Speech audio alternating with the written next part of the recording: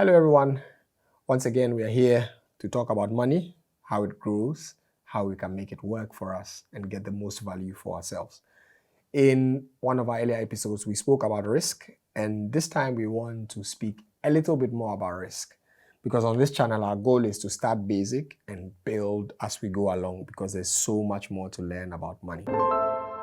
Generally, when you are opening a bank account or an investment account, you are asked the question, what is your risk profile? Or what is your risk portfolio or your risk level? So whatever English they use, it comes down to a question about risk.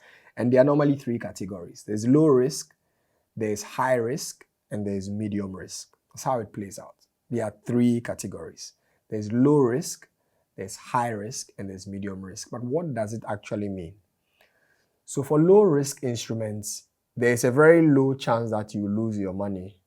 But if you also earn money, you will not make a lot of money on it. So in Ghana today, low risk instruments are typically priced somewhere around where the treasury bill is doing. So we know that low risk is sitting from anywhere from 10% to maybe about 30% because that's where the treasury bill is. So medium risk will be maybe another 20% above that. So 30% to about 50% to be medium risk. And then anything that can give you a higher return than that will be considered high risk. So that's basically how we classify risk today in our market because the risk always starts from what the treasury bill can do.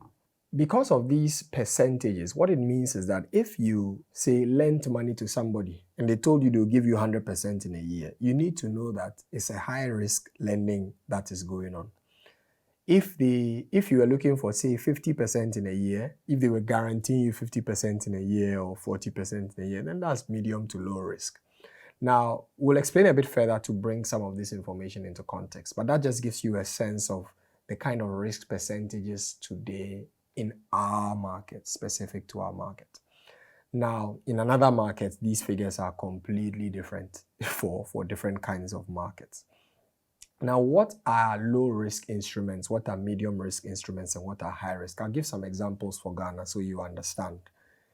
Treasury bills are typically low risk. Anything regarding the government is low risk.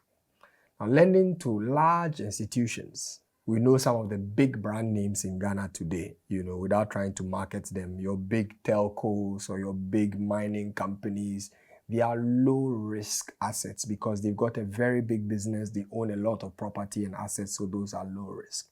Now, what is high risk? In Ghana, buying land outside Cantonment's Labone Airport is typically considered high risk. That doesn't have to do with the amount of money that you are spending. It's the fact that the process of owning land in Ghana can be cumbersome. You may end up spending 5,000 cedis or 10,000 or even 100,000 cedis buying land only to discover that the land does not belong to the one selling it to you. So buying land in Ghana is typically considered high risk. What is medium risk? Medium risk has to do with investing in, say, buying goods to sell. You've bought laptops, you've bought phones that you want to sell. It's medium risk. You may not be able to sell it, but the goods themselves have value. So even if it takes you longer or you have to reduce your profit, you'll still be able to sell it. But it's typically a medium risk instrument. So this should just give you a broad sense of the risk categories. There's low risk, there's high risk, and there's medium risk. Now in finance terms, let me give you some more examples. If you want to buy shares in a company, that is considered high risk. Why? Because you've become a shareholder. So if the company collapses, your money will go with it. That's high risk. Investing in the stock market, putting money behind somebody's business is high risk. Why? Because if the business fails, your money fails with it. That's why they are called limited liability companies. However, remember again, the higher the risk, also the higher the chance of making money. Imagine that you were part of the people who invested in one of Ghana's biggest gold mining companies or one of our biggest telcos. If you put money in when they were very small and were starting, today you'll probably be a millionaire. Imagine if you put money behind Facebook when it started. Today you'll be sitting in a yacht, in the middle of some island somewhere chilling.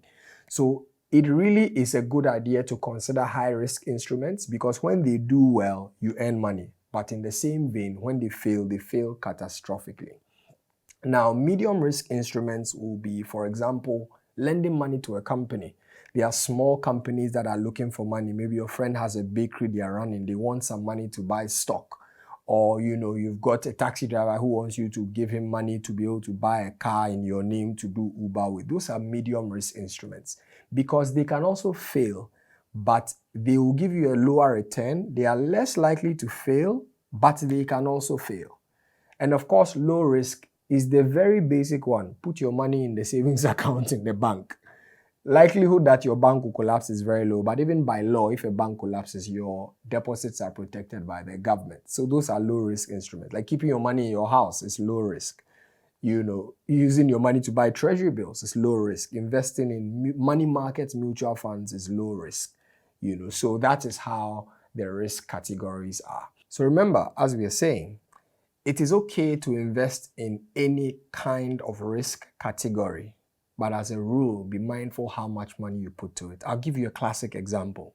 If I had 10,000 cedis today, I would spend about 40% of it. So let's say about 5,000 Ghana cedis of that money in low risk instruments. I'll put my money in a mutual fund, may buy some treasury bills. Then I'll take about 2,000 of it or 3,000 of it and spend it in a slightly more risky asset. I'll lend some money to my friend's business, or I'll buy some goods that I want to sell, etc. And I'll only put about 1,000 to 2,000 maximum in trying to buy a piece of land or in trying to buy stocks in a company, because in the event that my money got lost, most likely I would lose the 2,000, and the least likely is to lose the 5,000.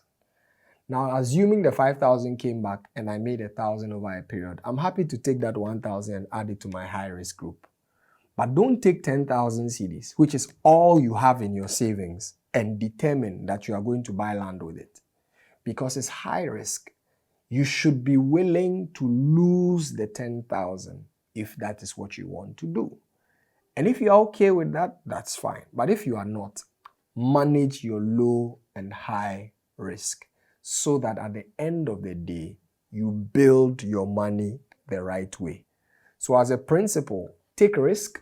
Feel free to take very, very high risk, but know that if you lose that money, there should be a pot of medium or low risk assets that can cover for your loss.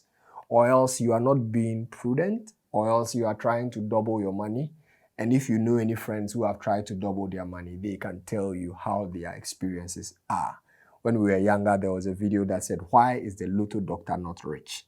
And the answer was that he's a good Samaritan. It is not true. If the Lotto doctor knew the numbers that will come out, he himself should first be a millionaire before he takes my 2 cedis from me. As always, money grows. Grow your money steadily and consistently like the ant, and it works. Be like the ant. Have a good one.